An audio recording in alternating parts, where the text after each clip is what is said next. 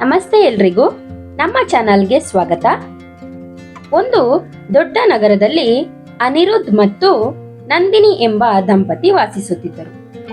ಅನಿರುದ್ಧ್ ಒಬ್ಬ software engineer, Nandini ಗೃಹಿಣಿಯಾಗಿದ್ದಳು.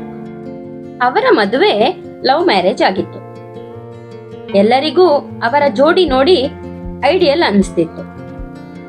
Nandini ಪ್ರತಿದಿನ ಅವನಿಗೆ ಸರ್ಪ್ರೈಸ್ ಕೊಡುತ್ತಾ ಪ್ರೀತಿಸುತ್ತಿದ್ದಳು. ಅನಿರುದ್ಧ್ ಅವಳ ಬಗ್ಗೆ ತುಂಬಾ ಕಾಳಜಿ ವಹಿಸುತ್ತಿದ್ದ. ಅವನು ಹೇಳುತ್ತಿದ್ದ, ನಿನ್ನಿಂದ ನನಗೆ ಜಗವೇ ಸಿಕ್ಕಂತಾಗಿದೆ. ಅವರ ಪ್ರೀತಿ ಅಷ್ಟು ಅನ್ಯೋನ್ಯವಾಗಿತ್ತು. ಒಂದು ದಿನ ಅನಿರುದ್ಧ್ನ ಆಫೀಸ್ಗೆ ಹೊಸ ಹುಡುಗಿ ಜಾಯಿನ್ ಆಗ್ತಾಳೆ. ಅವಳ ಹೆಸರು ರಿಯಾ. ರಿಯಾ ಸ್ಮಾರ್ಟ್ ಮತ್ತೆ ಕಾನ್ಫಿಡೆನ್ಸ್ ಇರುವಂತ ಹುಡುಗಿ. ಅವಳು ನಿಧಾನವಾಗಿ ಅನಿರುದ್ಧ್ಗೆ ಹತ್ತಿರವಾಗತೊಡಗಿದಳು.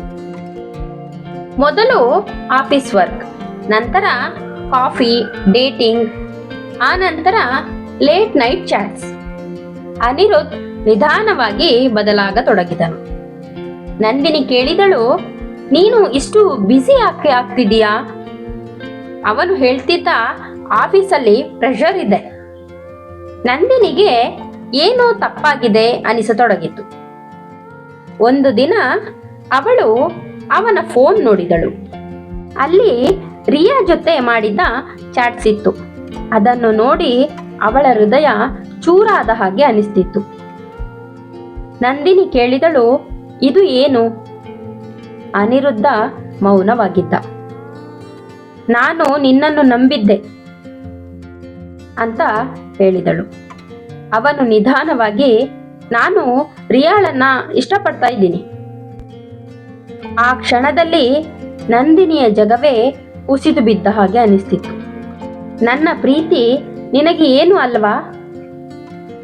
ಅವಳು ಒಬ್ಬಳೇ ಆದಳು. ಕೆಲವು ದಿನಗಳ ನಂತರ ನಂದಿನಿಗೆ ಒಂದು ಸತ್ಯ ಗೊತ್ತಾಯಿತು. ರಿಯಾ ಅವಳ ಕಾಲೇಜ್ ಶತ್ರು. ಹಿಂದೆ ನಂದಿನಿ ತನಗೆ ತಿಳಿಯದಂತೆ ಅವಳ ಕರಿಯರ್ ಸ್ಪಾಯಿಲ್ ಮಾಡಿದ್ದಳು. ಆ ತಪ್ಪಿಗೆ ಈಗ ರಿಯಾ ರಿವೆಂಜ್ ತೆಗೆದುಕೊಳ್ಳಲು ಬಂದಿದ್ಲು. ರಿಯಾ ಹೇಳಿದ್ಲು, ನಾನು ಅವನನ್ನ ಪ್ರೀತಿಸಿಲ್ಲ, ನಿನ್ನ ಜೀವನ ಹಾಳು ಮಾಡೋದಕ್ಕೆ ಬಂದಿದ್ದೀನಿ. ನೀನು ನೆಮ್ಮದಿಯಾಗಿರಬಾರದು ನಂದಿನಿ. ಇದನ್ನು ಕೇಳಿ ನಂದಿನಿ ಬೆಚ್ಚಿ ಬಿದ್ದಳು. ಅನಿರುದ್ಧ್ ಸತ್ಯ ತಿಳಿದು ಬೆಚ್ಚಿ ಬಿದ್ದನು. ನಾನು ಏನು ಮಾಡಿದೆ? ಅವನು ನಂದಿನಿ ಬಳಿ ಹೋದನು. ನಂದಿನಿ, ನನ್ನನ್ನು ಕ್ಷಮಿಸು.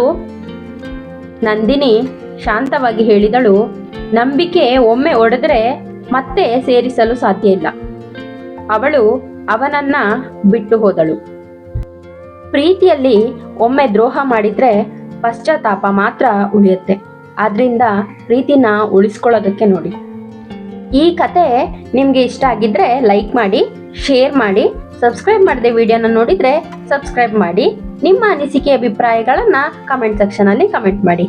ಮತ್ತೆ ಮುಂದಿನ ಹೊಸ ಕಥೆಯೊಂದಿಗೆ ಸಿಗ್ತೀನಿ. ಇಂತಿ ನಿಮ್ಮ ಪ್ರೀತಿಯ ಜೀವಧ್ವನಿ. ವಿಡಿಯೋ ನೋಡಿದಕ್ಕಾಗಿ ಧನ್ಯವಾದಗಳು. ನಮಸ್ಕಾರ.